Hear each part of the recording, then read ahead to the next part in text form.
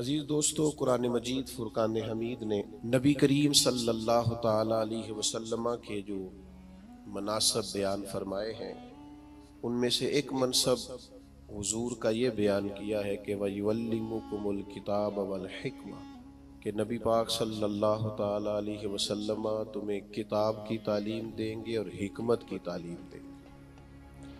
वयुअल्लिमुकुम मा लम तकूनु तअलमून, और जो जो तुम नहीं जानते वो सब मेरे हबीब तुम्हें सिखा देंगे। नबी पाक सल्लल्लाहु ताला अलैहि वसल्लम मुअल्लिम कायनात बनकर दुनिया में तशरीफ़ लाए।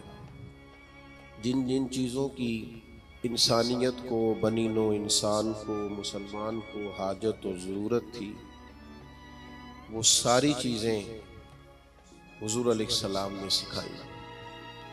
अगर मैं दो लफ्ज़ों में बात को समेटूं तो महबूब ने वो जीने का तरीका सिखाया है जिस जीने में भी बड़ा मज़ा है, और महबूब पाक अलैहिस्सलाम ने वो जीने का तरीका सिखाया है जिस जीने के बाद मरने में भी बड़ा ही मज़ा है।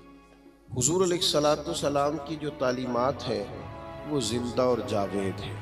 एक एक बात इंसान को ज़हनी तौर पर तवाना और फ़िक्री तौर पर जवान कर देती। नबी रहमत अलैहिस्सलाम के इरशादात इतने आला हैं जो हर इंसान को, हर शख्स को शऊर ज़िंदगी अता करते हैं। आप अंदाज़ा फरमाइए, मज़दूर क्या समझता है अपने आप को? वो समझता है मैं नहायत गरीब आदमी हूँ, सुबह जाता हूँ, मुशक्क़त करता हूँ, पसीने में शराबूर रहता हूँ, हाथों पे छाले पड़ जाते हैं। लेकिन अगर हुज़ूर अलैहिस्सलाम की तालीमात को देखा जाए तो हुज़ूर फरमाने लगे, सबसे बेहतरीन खाना ही वो है जो तू अपने दो हाथों की मेहनत से कमा के खाता है। नबी करीम अलैहिस्सलाम ने उसको इतनी इज्जत दी कि मजदूर को फख्र होने लगा कि मैं मजदूरी नहीं कर रहा, मैं तो बड़ा अजीम आदमी हूँ। हर शख्स के बारे में जो हुजूर की तालीम, आप यकीन करें, हमारी जितनी भी ज़िंदगी में, हमारे जहनों में, हमारे मिजाजों में, हमारी तबीयतों में जितना भी इस्तिराब पैदा होता है, जितनी भी बेचैनी पैदा होती है, किसी जगह किसी मकाम पर अगर कोई उलझाव पैदा होता है तो उन सारे सवालों के जवाब अल्लाह के रसूल ने इरशाद फरमाए।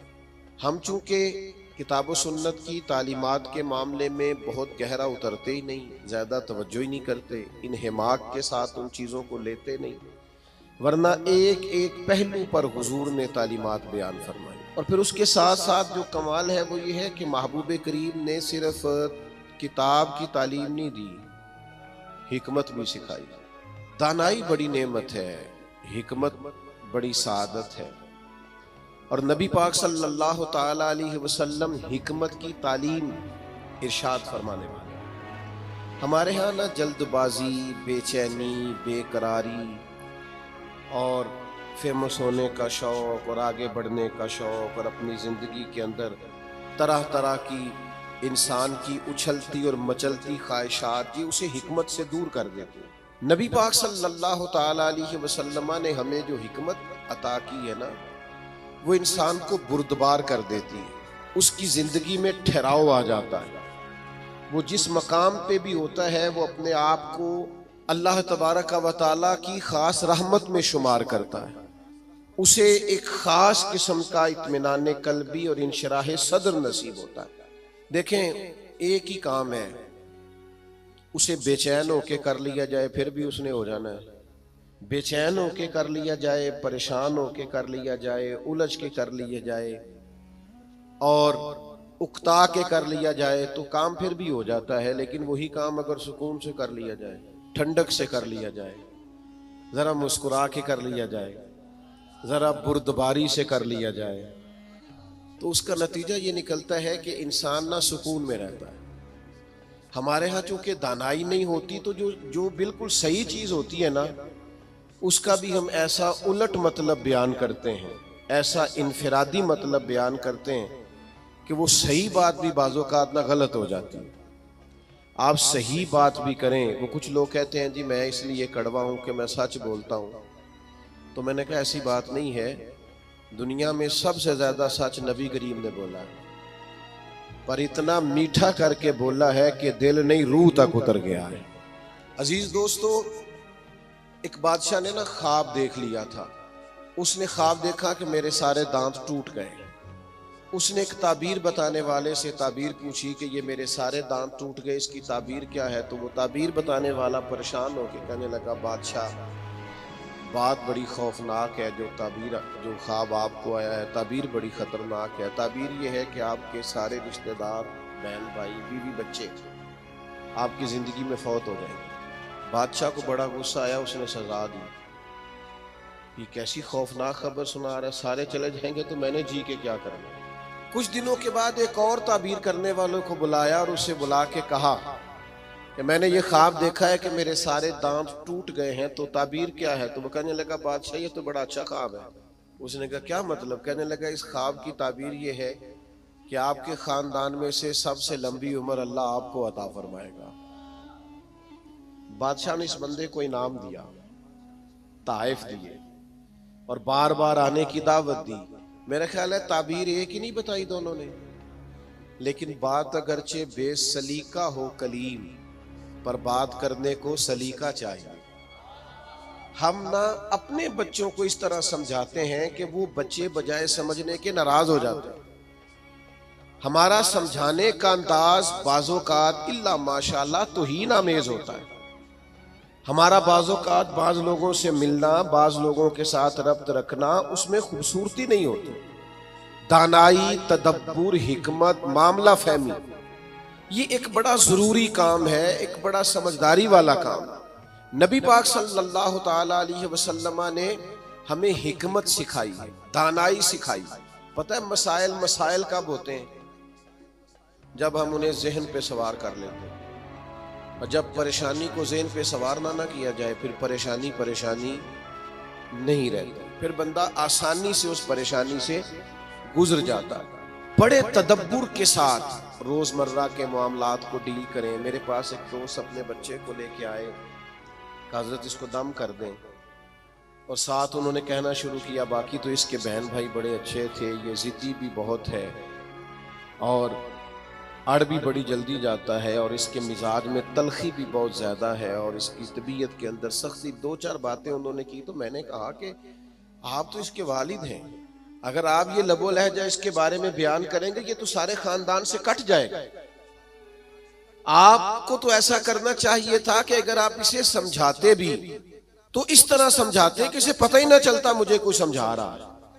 आप इसको जिद्दी जिद्दी कह रहे हैं, इसका तो ज़हन बन जाएगा, मैं तो वाकई जिद्दी हूं, तबीयत बन जाएगी, जहन उसका उलझ जाएगा। हिकमत के साथ अपने मुखालिफ को भी कभी डील करें ना। आपकी तवज्जो है मेरी बात पर? अपने मुखालिफ को भी कभी डील करे ना। हम ना बाज दुश्मनों को इतनी अहमियत देते हैं कि वो तगड़े हो जाते हैं।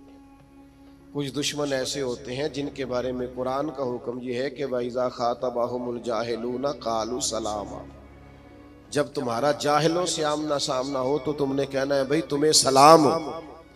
हर आदमी से उलझेंगे नहीं, हर एक से बहस नहीं करेंगे, हर एक के बारे में ये जहन नहीं बनाएंगे कि ये भी मेरा दुश्मन है, ये भी मेरा मुखालिफ।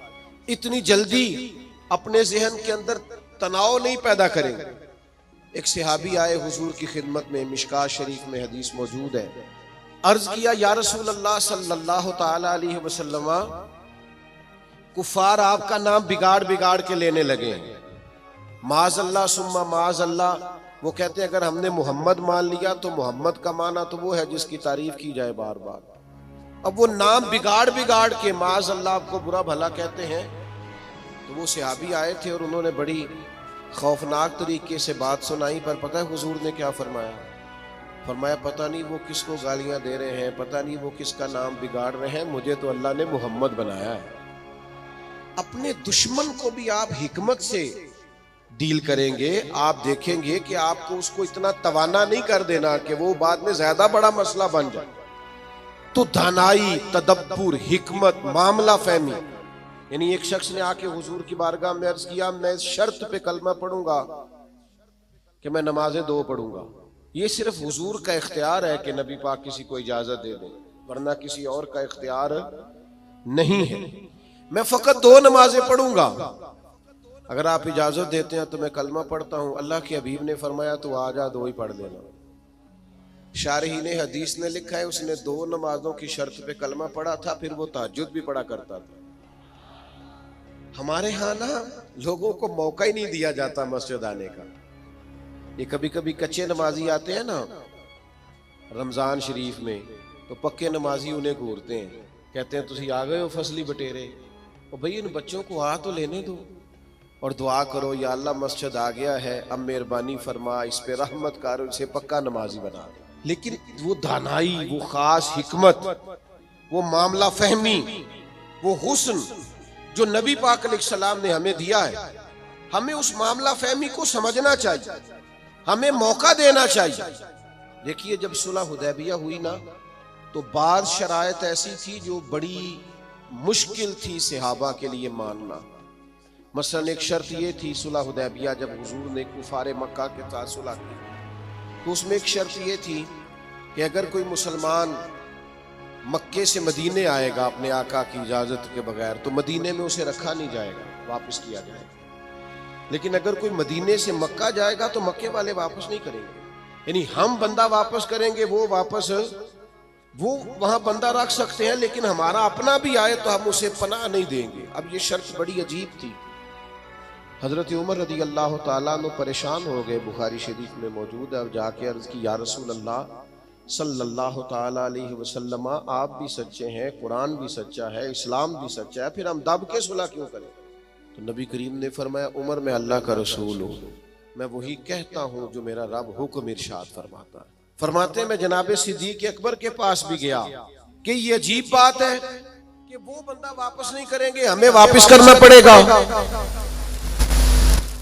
तो ये हम दब के सुलह क्यों करें जब कुरान सच्चा, इस्लाम सच्चा, नबी करीम सच्चे। तो हजरत अबू बकर सिद्दीक के ईमान पे कुर्बान जाए, उन्होंने भी वही लफ्ज दोहराए, कहने लगे उमर वो अल्लाह के रसूल है, वो जो बात भी करते हैं रब करीम के हुक्म से करते हैं, लिहाजा उन्होंने जो कर दिया ठीक है।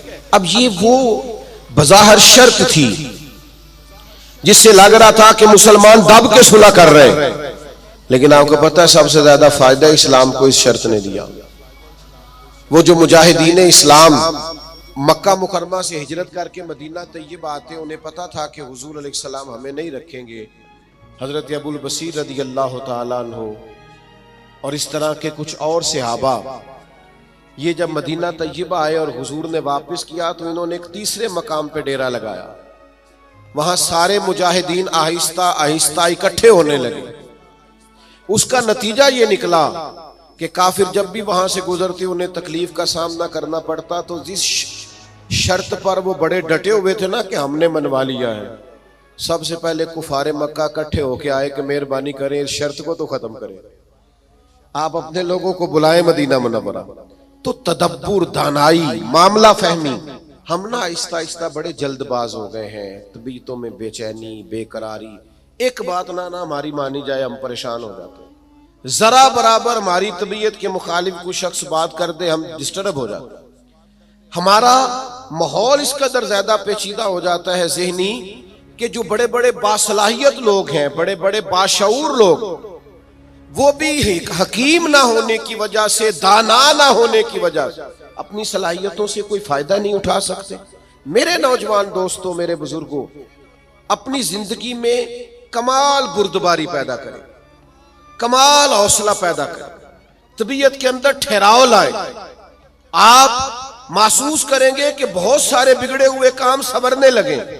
आप कितनी भी जल्दबाजी कर लें, जब तक अल्लाह का हुक्म नहीं होना काम दुरुस्त, आप डॉक्टर के पास दवाई लेने जाते हैं, आपके मर्ज की तशखीस होने के बाद डॉक्टर साहब नुस्खा लिखते हैं, कहते हैं ये एक पत्ता गोलियों का ले लो, एक सुबह खाना, एक दोपहर खाना, एक शाम खाना, और ये सिरप ले जाओ, एक चम्मच सुबह इस्तेमाल करना, एक शाम करना। तो अगर कुछ शख्स कहे मुझे जल्दी है ठीक होने की, मैंने सारी गोलियां इकट्ठी खानी है, वो कहे मुझसे इंतज़ार नहीं होता, मैंने सारा सिरप इकट्ठा ही पीना है, ठीक होगा कि ज़्यादा बीमार हो जाएगा।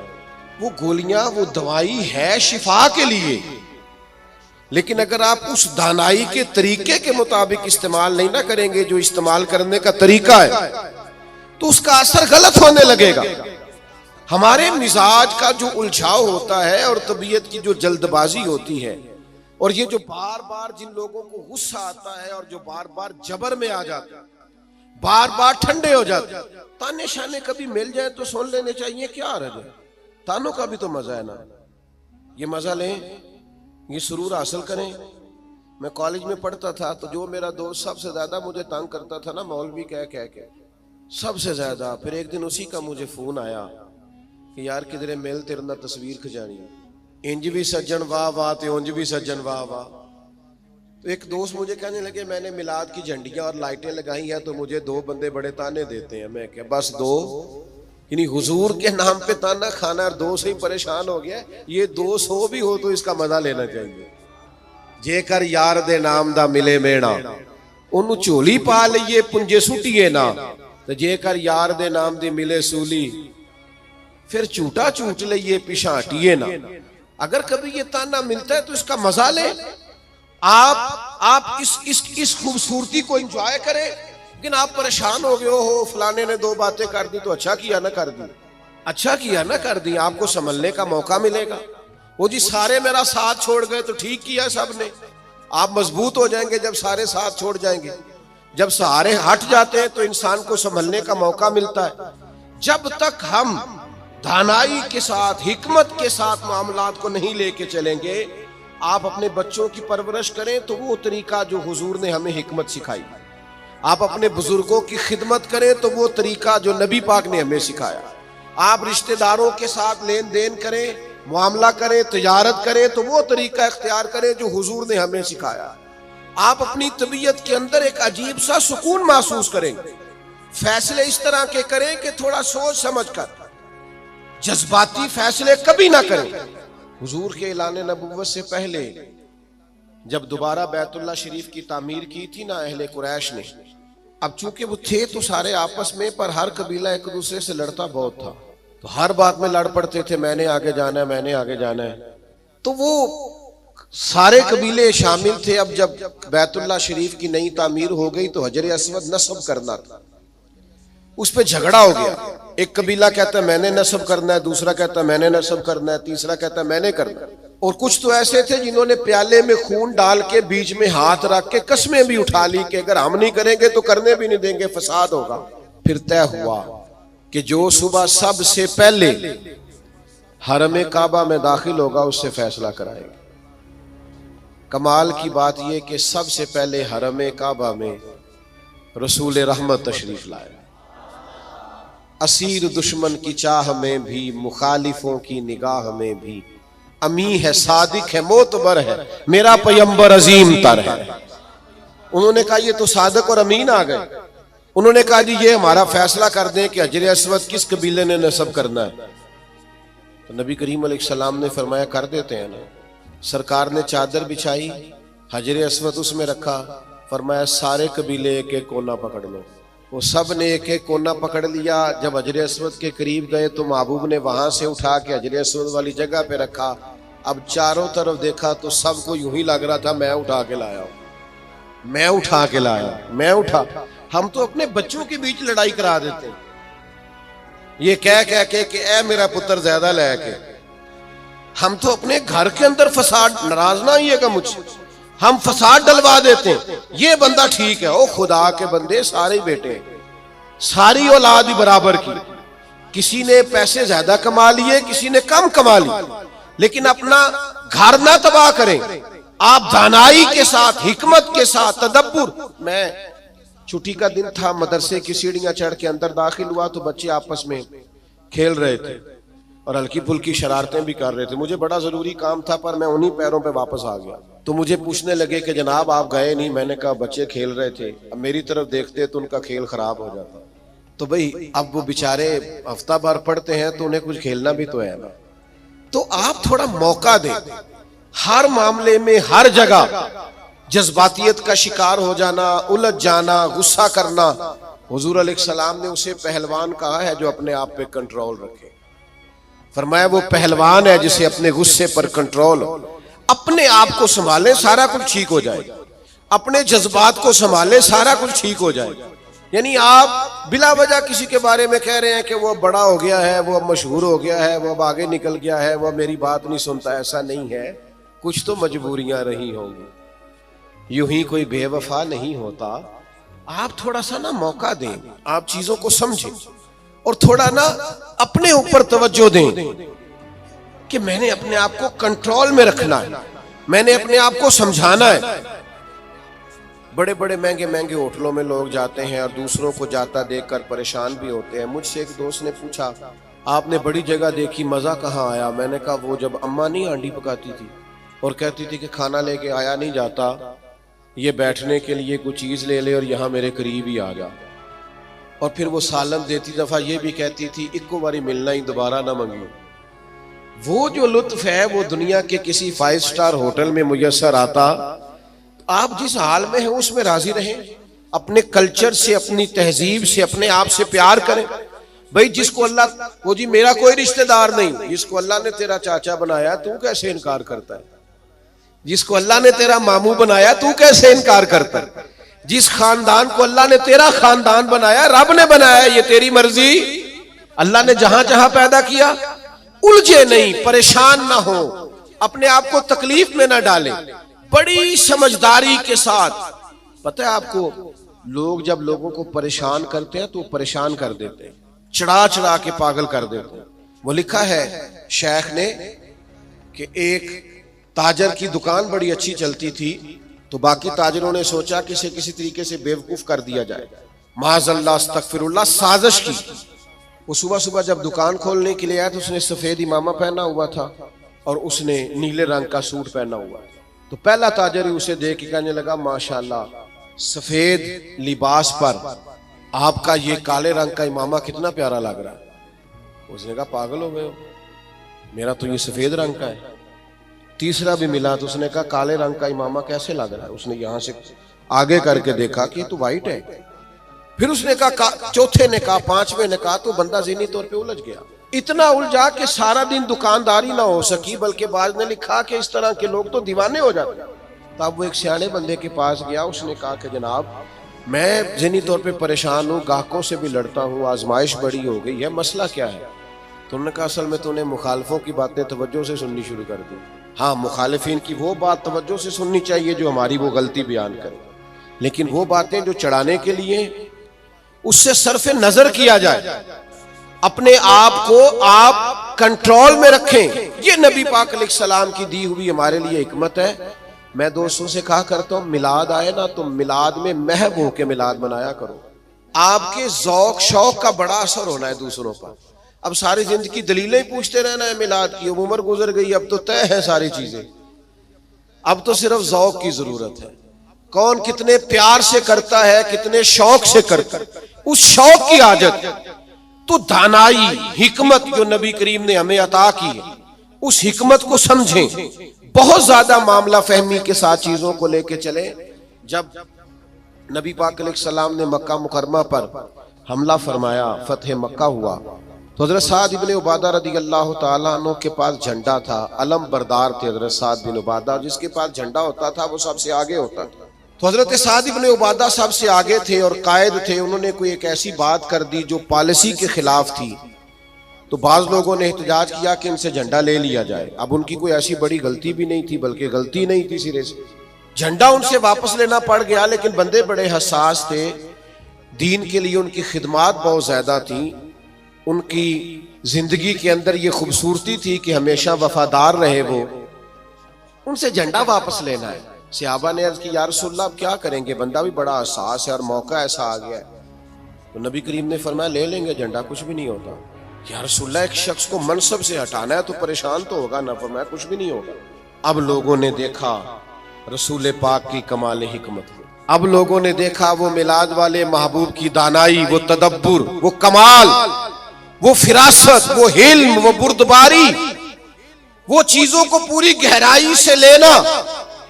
नबी करीम ने हजरत साद इब्ने उबादा को बुलाया और बुला के फरमाया, भी मेरा इरादा बन के आपसे झंडा ले लिया जाए। तो अर्ज की, या रसूल अल्लाह सल्लल्लाहु अलैहि वसल्लम जैसे हुक्म, लेकिन साथ ही हुजूर फरमाने लगे, बना इरादा ये है कि आपसे ले लिया जाए और आपके बेटे को दे दिया जाए। दुनिया में बाप सबसे ज्यादा तब राजी होता है जब वो समझता है मेरा बेटा बराबर का हो गया है, अब मेरी सीट पे बैठ। जिस बात से उन्होंने नाराज होना था उसी बात से वो सबसे ज्यादा राजी हो गए। या रसूलल्लाह मेरे बेटे को मिलेगा। तो मेरे अजीज, मामला फहमी, तदब्बुर, हिकमत, ये नबी करीम ने हमें सिखाई है।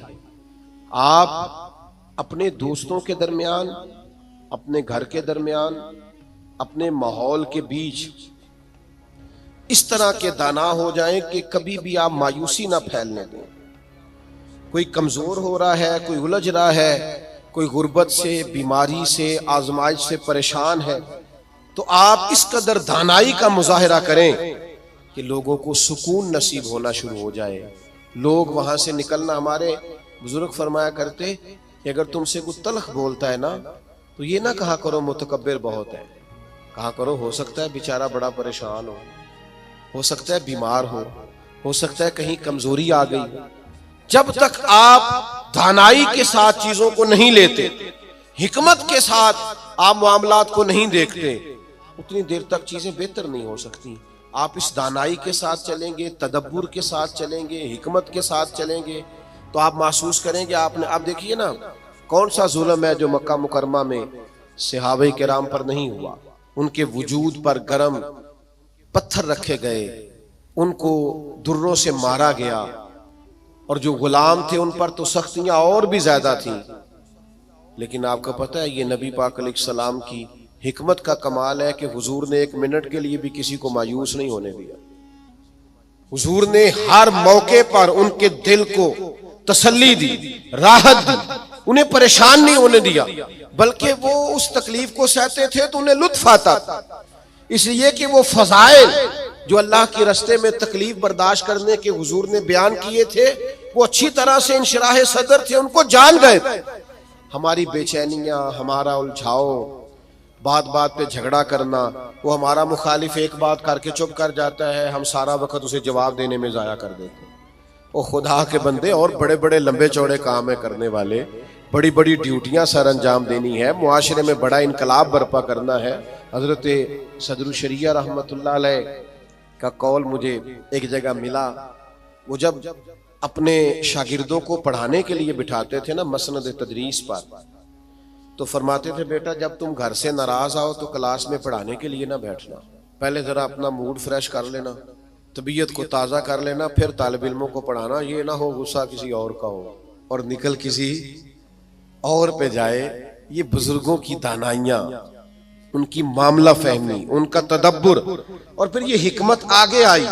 जब हज़रत सिद्दीक़ अकबर रज़ी अल्लाह ताला अन्हु को नबी पाक के विसाल के बाद कहा गया ना कि आप ये लश्कर रवाना ना करें अभी मुसलमा कज़्ज़ाब के खिलाफ, हालात को दुरुस्त हो लेने दें, तो हज़रत सिद्दीक़ अकबर की आप दानाई देखिए। फरमाया जिस लश्कर को हुजूर ने रवाना किया वो हर सूरत जाएगा। जब इतना बड़ा लश्कर निकला ना मदीना मुनव्वरा से हुजूर के विसाल के बाद, तो वो जो आंखें खोल रहे थे ना कि पता नहीं क्या हो जाएगा, उनको ये भी बात उन पर बड़ा असर उसने डाला कि अगर इतने लोग बाहर निकल गए हैं तो पता नहीं कितनी फौज बाकी मौजूद है। वो उनको एहसास पैदा हुआ आपकी कमाले दानाई, फहम व फिरासत, उसने हालात बदल के रख दिए। तो नबी पाक ने हमें इल्म सिखाया, हुजूर ने हमें हिकमत सिखाई। नबी पाक सल्लल्लाहु ताला अलैहि वसल्लम ने जिंदगी में ठहराव लाने के हमें तरीके बतलाए। नबी पाक अलैहिस्सलाम ने हमें बुर्दबार किया, लेकिन हम इस कदर ज्यादा आजमाइश का शिकार है। आप यकीन करें, बाज लोग बोल रहे होते हैं, सवाल कर रहे होते हैं, गुस्से का इजहार कर रहे होते हैं, तो दिल करता है उनसे कहा जाए कि ये आपकी शख्सियत से मैच नहीं कर रहा, आपकी जो अल्लाह ताला ने अजमत बनाई है उसके साथ ये चीज मैच नहीं हो रही। हम जब तक मामला फहम नहीं होते, जब तक समझदार नहीं होते, हमारे पास तालीम हो, हुनर हो, हम कर कुछ नहीं सकेंगे। आप जरा चीजों को लें, जरा थोड़ा सा उनको मौका दें। जरा मैं किसी शख्स से आपकी बहस हो जाए ना, तो उसने 4 बातें की, आपने 6 कर दी, फिर वो 10 कर देगा, फिर आपको 12 करनी पड़ेंगी। आप जीत सकते हैं। उसका बेहतरीन हल पता क्या है? वो बातें करे, आप जरा चुप कर जाए। वो 2 करेगा, 4 करेगा, 6 करेगा, आखिर में कहेगा तू मैनू पागल समझना है, तो जवाब दे कि किसी को पागल नहीं किया जा सकता, चुप रह के दूसरे को पागल भी किया जा सकता है। अल्लाह माफ फरमाए, माअज़ल्लाह। तो कभी कभी अपनी जिंदगी के अंदर खामोशी भी बहुत बड़ा तूफान होती है। फटाफट पर वो बहुत सारे लोग हैं, वो कहते हैं जी मैं इतने अच्छे अच्छे काम करता हूं तो देखें लोग तवज्जो नहीं करते। तो मैं कहता हूं लोगों के लिए करते हो तो फिर ले लो दाद, और अगर अल्लाह के लिए करते हो तो फिर इसका तो पता सुबह क़यामत चलेगा कि मालिक क्या एजाज देता है। अपने आप को सुकून में लाएं, बुर्दबार बने। करीम महबूब ने बुर्दबारी सिखाई, और इल्म का रास्ता इख्तियार करें, समझ का रास्ता इख्तियार करें। आप जब तक राह इल्म पर नहीं चलते, एक एक बात को सीखना शुरू नहीं करते, उतनी देर तक आपको आसानी नहीं मिलेगी। एक मेरी आपसे गुजारिश है, बात समेटने से पहले पूरा महीना मिलादे पाक का दुरूद पढ़ के गुजारें। मोबाइल रखे हुए ना आप सब ने माशाल्लाह, एक एक तस्बीह भी साथ रख लें। ये जिस तरह मोबाइल हाथ में हो तो चलता नहीं रहता, तस्बीह होगी तो वो भी चलेगी इंशाअल्लाह। दुरूद पाक पढ़ें, मिलाद शरीफ पे गुरबा से खास प्यार।